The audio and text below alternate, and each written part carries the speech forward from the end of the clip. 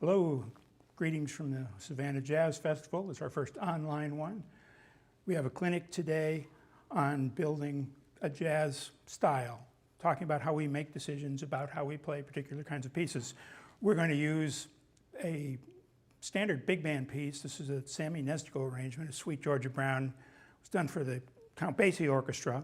And we'll be talking about how we create that Basie sound, but we'll also be talking about some of the decisions we make in general. So when you're playing other kinds of music, you can decide what you should be playing, maybe when you shouldn't be playing, and various other things.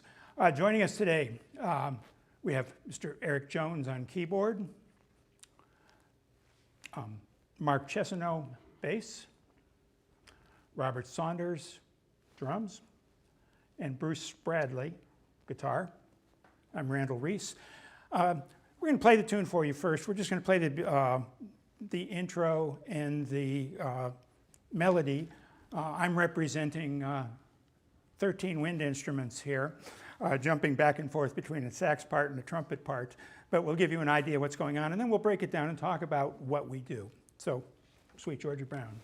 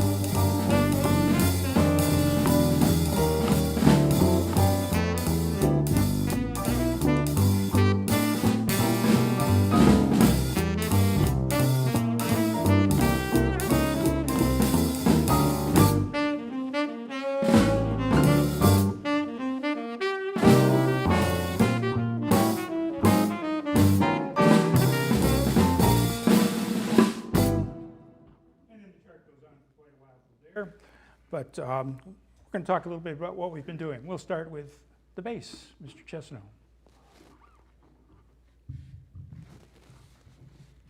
Well, hello. Let's talk a little bit about what's happening with the bass. And since we're playing in the Basie style, and that's what this is, the big band Basie style from the 30s and the 40s, we want to remember that we like to keep it simple. That's the most important thing about playing bass in this time period, is to keep it simple. So you'll notice in that, if you were listening, and I'll demonstrate it here again, that I was pretty much just playing quarter notes. Pretty much just playing quarter notes right on the beat.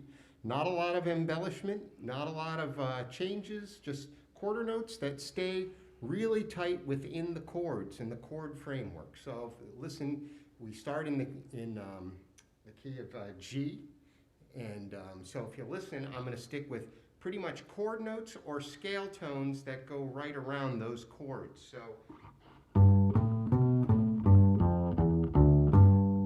right there, right in the scale, right in that scale, within that scale. We want to keep it nice and simple in this style of music.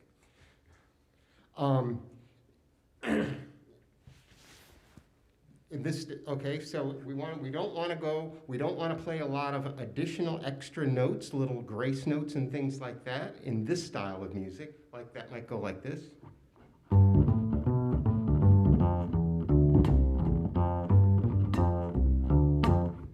See, we want to keep it nice and simple, just a nice bouncy rhythm in the quarter notes. And what we're doing is we're listening to the drummer, most importantly. And we've got to work together at all times. So I'm listening to either his hi-hat cymbal or his ride cymbal at all times to make sure that my quarter notes are lining up exactly with what his quarter notes are doing. okay? We want to make sure that that stays nice and tight together. The other thing to remember is if we're playing with the full band, if we've got an 18-piece big band happening, I'm going to want to stay in the lower part of the bass, the lower register of the bass, because if not, anything I play is going to get clogged up with all the notes that everybody else is playing. I've got to provide that bottom end of the instrument. So I'm not going to go, when I'm playing in a big band situation, I'm not going to go much higher than, that might be the highest note I play. I'd rather stay right around here. Because it's just going to give a lot more power to the band and a lot more punch, and it's going to make the whole band sound a whole lot fuller. Okay? That's one of the ways I'm going to build a bass line when it comes to a tune like that in this style. Anything you want to add to that? We can move to the guitar. All right, well, let's have the guitar. The guitar has a very important, although barely audible, role in the Count Basie style. And it acts as sort of a pulse. It's almost as much felt as heard. Mr. Spradley will tell us a little bit more about that. Okay, and who brought this up to fruition? Who made this popular? This field was Freddie Green. He worked with Count Basie for 50 years. He started in ensembles around in the 30s. As a matter of fact, he actually was born in Charleston, right across the river here. But anyway, he started off with a really fat guitar, so equipment is one of the important things. He started off with an Epiphone. It was an Epiphone Emperor, and it was a 4-inch guitar. It was much thicker than this guitar, and just like you would have several guitars, say if you were playing folk music or if you were playing jazz or if you're playing pop, whatever, you would have a certain guitar, and that was the guitar he used. As a matter of fact, over his career, he only used 5 guitars. That was his first, and his last 30 years, he played through the Gretsch Company. He played it was called a Eldorado, and it had, I think it was a 18-inch bell here, and so it was a very large guitar, and he played with the strings very high off the fingerboard. I read some information about where some people could take their finger and stick it under the strings, and it would you could put your finger into the strings. It was so high for that tension. Now, as far as playing in the method, well, also about his guitar, he didn't have a cutaway. He had, at those times, up until the middle 50s, there were only rounded neck back guitars. And so in all the pictures I saw of him, only in one did I see him playing a bar chord. He was reaching around the guitar like this to play, which he either would use his thumb to play a note, or he would just simply blip out all the notes that he didn't want. And that's one thing that's important in the big band, is that when you're playing, there are so many horns, there's so many parts going on, you want to be simple. And usually you would stay, say, with the 3rd and the 7th, so that I don't conflict with any higher notes. You could play a 6, which could be a 13, but at any rate, so you try to stay in that framework. And with that in mind, I want to do a couple of things with it. And I want to get the bass player to play with me. And all I'm going to do is play 2 notes. I'm going to play the 3rd and the 7th of each of the chords for a little bit, and just so you can hear. And what I'll do is I'll play on every beat, a quarter note on every beat. The 2nd note will be just like the hi-hat of the drums. So if I'm going along and I'm going, let me get the volume here, sorry about that. There it is. That sound, and so what happens is that I'm only playing, even though it sounds like I'm playing a bunch, I'm only playing 2 notes, and that was the 3rd and the 7th, those 2 notes. The other notes are just sort of blimping out, and that gives that beat. That was one thing that Freddie Green was so popular for. I remember when he came to town once, his band, Count Basie, played, and they decided to feature him on a solo, and it was hilarious because they did, and the band stopped, and he went. It was great. It was great. The whole audience was laughing. But anyway, so here goes. I'm going to just play starting from the beginning on the G, and we'll just play through, and I'm going to just play 2 notes the whole time. Here goes. 1, 2, 1. Get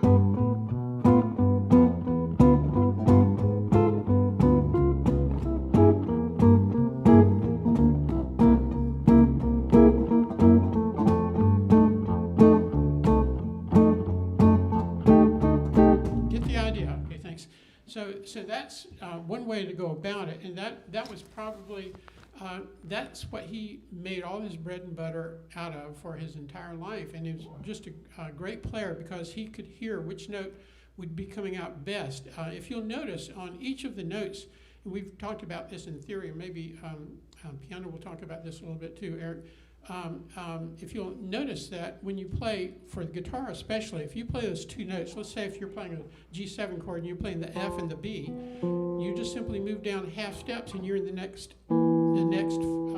C7 from G7 to C7 to another half step down. You've got your next chord, which is F7, your next chord, and so forth. And so you're only moving in half steps, and it makes it even easier if you're thinking that way. But you should stay to the third and fourth string for guitar. It has a better sound. What I understand is that with the middle strings, there's more tension on the bridge, which means that they will pop out better. So that's what you're looking for. Also, as far as your guitar, how you would set it up, there's a couple of things. If you could get a thicker guitar, that's great. But more than that, you want to make sure that you get a little bit thicker string, turn your volume down a little bit, so that it's much easier to get this sound when you're popping the strings a little bit, and it gives you that second and fourth beat. There was one saying that Freddie Green said, he made a comment once, and I'll have to read this off. It said, "You should never hear the guitar by itself. It should be part of the drums, so it sounds like the drummer is playing chords, like the snare drum is playing an A, or the hi-hat is playing a D minor." So he's always thinking that way, and that's probably what made him work for so long, because he thought of the entire group and working that way. I guess that'll do it for now. Thanks. Yeah, it's a very distinctive sound to the Basie rhythm section. There have been a number of times when I've turned on the radio and I would just hear a piano solo, or sometimes I would hear a horn solo, but I would hear the rhythm section behind that and wait for the big band to come in, because that sound was so distinctive that I knew I was hearing the Basie band, even though I was only hearing four or five people playing. So we're going to add the drums to that now. Mr. Saunders.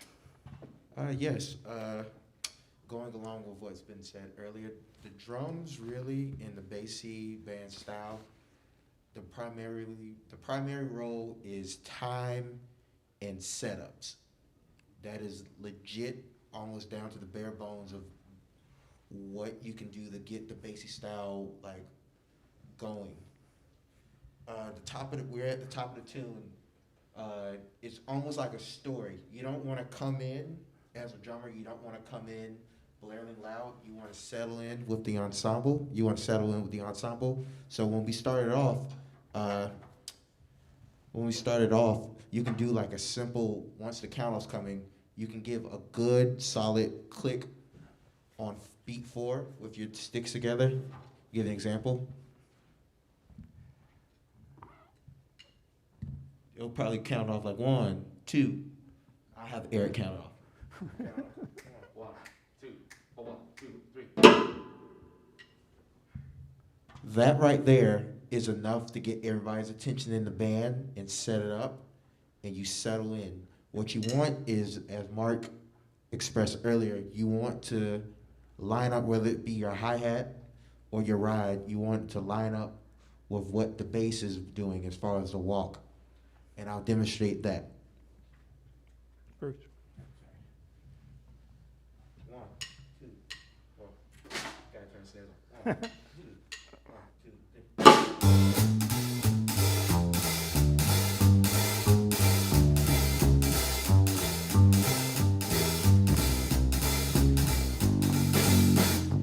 All right.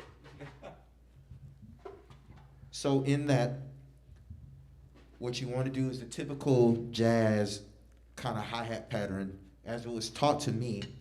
What you will want is open, close. close, and then the 2/8 notes, you want to make sure you're catching it as the hi-hat's opening. You want to catch them on while the hi-hat's opening.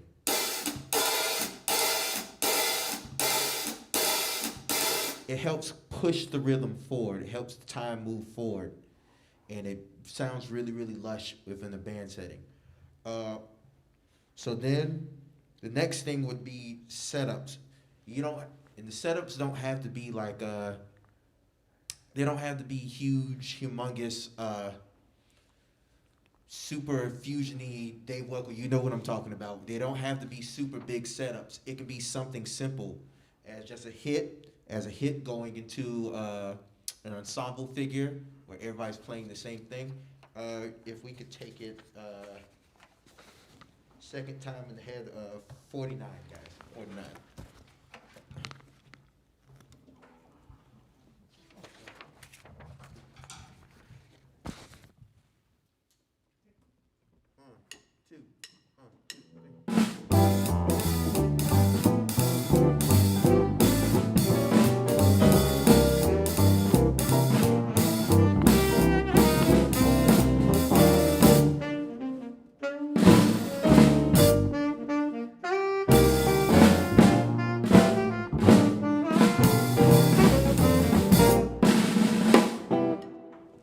There.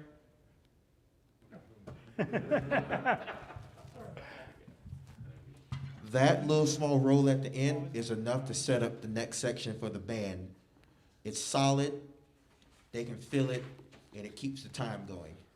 So that's honestly as bare roots, the Basie style as far as drums. Yeah, you might mention explosions. I mean, there's a lot of those in Basie where the really soft chart that all of a sudden. Really soft chart. Well, if we're talking Basie, there's almost, you can count it as two dynamics. It's really, really soft, then earth-shakingly loud. That is legit the two dynamics with Basie. And in the chorus, that fill, if we were to keep the chart going, that fill that I did at the end would probably set up a really, really loud band ensemble figure. Then once that figure is done, the whole entire rhythm section would drop down to support a soloist. And that's usually what would be going on within a chart if we were to keep going. Literally, it would be, and then right after that, everybody tails off and it breaks down to the bare minimum. You might go to the hi-hat, or you might, depending on what it is, you might start playing time on the ride cymbal. And in that, you would find different ways to help move the song along as far as like comping goes, or like little kicks. And that's where listening to the band comes in handy, because he might do something that spurs an ideal of like a little small something I could just pick up on. Or the soloist might do something, and it'd be a great idea to maybe, if he repeats it, try to catch a little bit of it, don't be too much, or to just stay out the way and keep time, or to respond to what he's got going on. Say he might do something, you give him a little something back, and it gives him like, yeah, the band's behind me, yeah, the band's listening to me, and that's usually how that would go. Yeah. When we have a section with a trumpet solo or saxophone solo, something like that, that's a lot more like playing in a small group, because then you don't have those set figures and you can contribute a lot more without being worried about getting in somebody else's way. So speaking of getting in somebody else's way, we're going to add the keyboard to this. We now have two chording instruments. Mr. Jones, and Bruce, if you want to add anything about the interaction of you two guys, that's fine. Yeah. Well, one of the things I was thinking about when we talk about Count Basie, there's two roles that Count Basie played. He was Count Basie, the pianist, and Count Basie, the band leader. And Count Basie was a phenomenal pianist, virtuosic. He can play Strad, he can play a lot. He had the facility of Oscar Peterson. But he understood the ensemble playing with a big band and playing within a group. So I think that the theme that I'm hearing throughout everybody's stating is the less is more type of approach. And Count Basie is probably one of the, he was known for being less is more. In other words, and we demonstrated at the beginning when we played together was a solo on the piano where I didn't fill up a lot of space, but basically had ad-libs, as a way. It's almost like a call and response type of approach going on where I didn't have to play a lot of notes. So if anybody that's familiar with, jazz pianists, if you look at somebody like Oscar Peterson, Credit Facility was known for playing, incredibly fast and a lot of notes and stuff like that. Of course, it was all tasteful, but Count Basie, on the other hand, was a less is more, because he realized that the main showcase is the band, and a lot of times as pianists, depends on what we're doing. If we're playing with a solo instrument and we're supporting a solo, we tend to add color because that's what we do, as well as guitar. But when it's time to play ensemble and play with the band as a whole, a lot of times the horn players will be one to add a lot of the color to it too.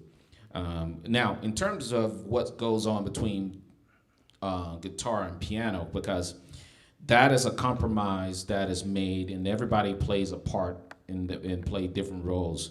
So, as what Bruce is doing is the fact that he's really providing rhythmic support, and as well as harmonic support. But his main role is playing those quarter notes, the Freddie Green approach, as we sometimes like to say, and in particular with, you had other big bands that had guitar and drum, piano and stuff like that. But the Count Basie was a particular unique a way to approach it because he's doing that. But even though I'm playing the piano part and I can have more freedom, maybe possibly theoretically have more freedom to play more colors and play more chords, I choose not to because of the fact that I understand that Count Basie, his approach was we're gonna have space. And I think that goes back to being the swing era, being dance music and stuff like that. The fact that if you don't want to get in the way of what was going on, because people have to remember, this was during a time where jazz wasn't presented only, not necessarily as listening music, but actually music for people to dance to, the Lindy Hop. And so the music was able to inspire people to get up and dance. So simplicity was one of the things that Count Basie did when he would play behind, whether he's playing a solo or whether especially when he's playing behind the big band and they're doing those, different dynamic phrasings and stuff like that. And then there are also some times where he had to play ensemble, play along with the big band as well, in terms of when there was a distinct lick that the band is playing together, he had to follow that as well. So it's, you as a pianist and I guess as a guitarist too, you have to make decisions about what we see on the page and what we say, okay, what works on the page, and then what can I add that I may look away from the page too as well. So a lot of different things that goes into play being a rhythm player, because after all, what we do is it's a collaborative effort, but we also provide support to the big band because those are the ones that are up front. Did you want to add anything there? Yeah, I forgot to mention, Eric is a absolutely wonderful, great pianist, and he can do some strange things over there. So, so many times on guitar, especially when we get off the page, then you have to have big ears. You have to really be listening. There are a few rules in there that you can sort of apply. For instance, on 7 chords, you can, a lot of times, like with a piano player, if you're a conscientious guitarist, it'll take you about 20 minutes to figure out where they might go during the evening, but that's not necessarily the case. But so what would happen is if he's on a 7 chord, a dominant type function, I would probably stay away from 9s unless I heard him play something with a 9, a flatted 9 or a sharp 5. But pretty much I'll stay when I'm chording on 7s. and thirds, and of course you can stick in a fifth if you want to. But it really creates where we have to really listen to each other. I mean, I could do something really terrible over here, and he'll go with me, and which is really great. But but he'll come right around, and if he plays, when we play through a chorus, and all of a sudden we're not on the page, but we're playing chords that are extended, then we have to really listen to each other. And so that's an important part you're going to have to do. And as you're playing with your ensemble, the more you can play as a rhythm section, the better it is, because you'll understand what your other people that you're playing with will be doing a little bit better understanding, even though it might not be predictable. It's somewhat predictable in that you have your own sort of grooves and so forth, and your ear takes you somewhere, and you try to go with that person. So anyway, now that I've completely confused you, I can think that's about it. Yeah, I just want to say that the word, another word is listening too. Especially with this is a stylistic type of piece of music, harking back to a certain time. It's important that you listen if you're going to play music, especially if you're doing Count Basie. The best advice I can give to anybody that is trying to interpret the music is really listen to the music, whether you're a rhythm player, whether you're a horn player, because that's important. Because there are certain nuances that you just can't get strictly from the page, and so you can capture the essence of what's going on, so yeah. Yeah, there's two basic kinds of listening there. There's the listening within the group, but also the external listening, the recordings and stuff that you need to do to build up a vocabulary. We learn to speak from reading, not from reading books, but from listening to other people speak. And it's hard to learn a style by reading a book about it. You've got to listen to it. You've got to be trying to analyze what you're hearing, figuring out how I can apply this and what's appropriate. And that's a long process. It takes a while to develop. But one of the things that we often strive for when we're playing, and particularly in a style like this, is a certain amount of clarity, that no matter how many instruments you have, you can hear what's going on in the group, that people are not competing. And musicians tend to not enjoy playing with musicians who compete. It's always finding a way to complement each other. And Basie was a pianist who could happily sit there for 32 bars and not play a note if it wasn't needed. If you've listened to Duke Ellington, that was even more the case. He would have entire pieces where he hardly played anything, but when he needed to play, he did. Could we have the four of you play that, the opening then one more time, so we can hear all the parts together?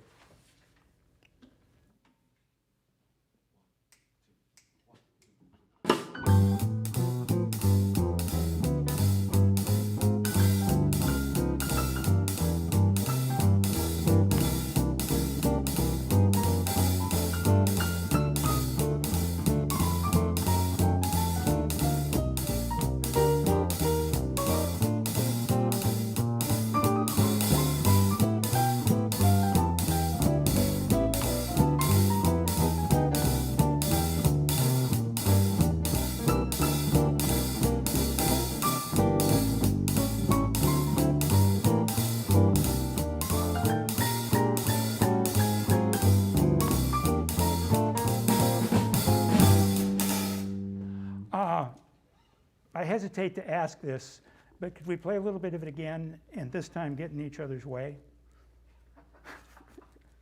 Yeah. I mean, don't go bonkers, but Just them two.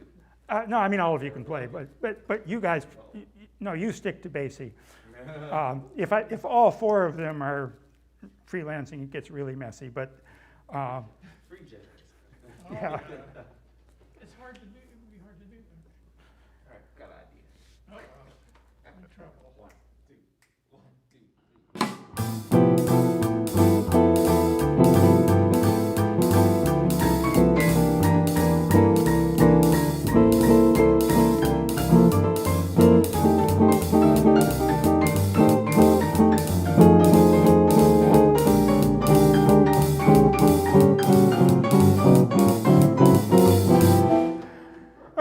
it's not that it's wrong, but obviously it's wrong. It just does not have much clarity to it. It's hard to hear each player, and the whole is not very satisfying. I want to talk a little bit about what the horns are doing in this. During a solo, of course, you've got a lot of freedom about what you're going to play, and a lot of the things that I talk about in terms of articulation here don't necessarily hold up for solo playing. But there's a couple things we need to think about.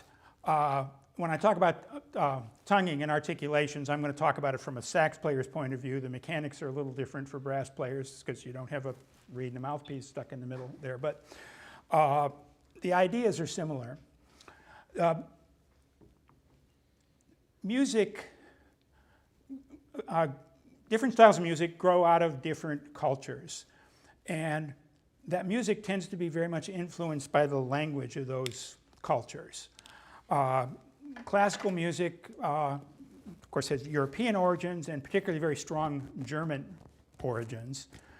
And Germans, lots of hissing and spitting in German.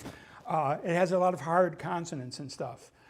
And it tends to be a fairly precise sounding kind of language. And our classical articulations tend to echo that. We're doing like T's or sometimes D's, ta, ta, ta, ta, ta, that kind of thing.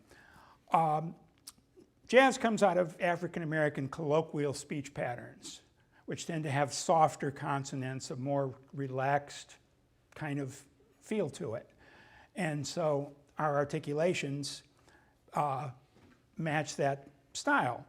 And you can hear this a lot. If you listen to singers in different languages, you can hear it. A language like if you hear Brazilian singers in Portuguese, that's a language that tends to have not a lot of hard consonants, very soft. It sounds a little bit like a French person speaking Spanish or something. It's kind of in between in its sound. And if you listen to the way the instrumentalists phrase, it's very much like the language. It tends to be a more legato and kind of run together kind of thing, that sort of thing. When I'm articulating, I tend to think of softer syllables. D is much more likely than T. If you listen to people scat singing, you hear, the cliche syllables are like doobie, doobie, doobie, doobie, doobie, that kind of thing. And they're slightly softer consonants. I think of B sounds a lot. Now, if you think of a saxophone in your mouth and try to shape a B, you cannot do it. Ba, involves opening your mouth. It doesn't work. But as a model, it's got that slightly rounded kind of sound to it. As I get faster, it tends to get closer to like TH sounds, or Z's or S's, more sibilant kind of sounds, because they don't completely shut the air off. So it's a little softer kind of articulation. And again, because the music grows out of the particular language of a culture, that's appropriate. Listen to singers. You can get a lot of good ideas about how to articulate things. Now, one of the issues in big band playing, of course, is we're all trying to match the exact style. And we have a quarter note on the page, and what does a quarter note mean? Well, in swing style, it's usually separated a little bit. Like if we hear the second bar of this, there I've got that ba-ba. They're usually a little bit separated, but then the question becomes how much separated? Well, if you're listening to somebody a little earlier style, that might be very crisp. It might be very short. Ba, ba, da, da, da, da, da, da, da. If you're listening to a later band, it may be a little bit fatter. For the band that you're in, listen to whoever your section leader is. The section leaders listen back to the lead trumpet player. The lead trumpet player decides how long a quarter note is. So if I'm in a new band, the first thing I want to be doing is listening to this trumpet player. And how is he spacing those? How accented are his accents? Is he really exaggerating them, or are they played down a little bit? Whatever. If I'm playing in the saxophone section, I also want to be listening to the lead alto player. I want to be matching what he's doing.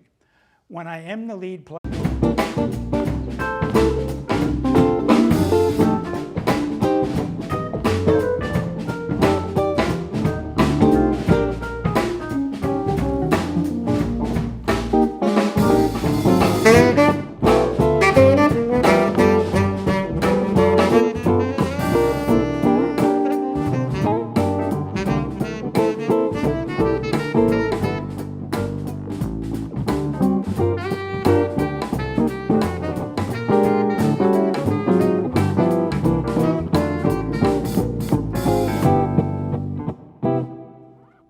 very short version there.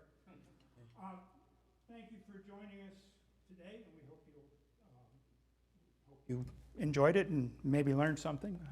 I might have learned something. One more time, let me introduce everybody in the group. Eric Jones, keyboard, and a new member of the Savannah Jazz Hall of Fame. Yes.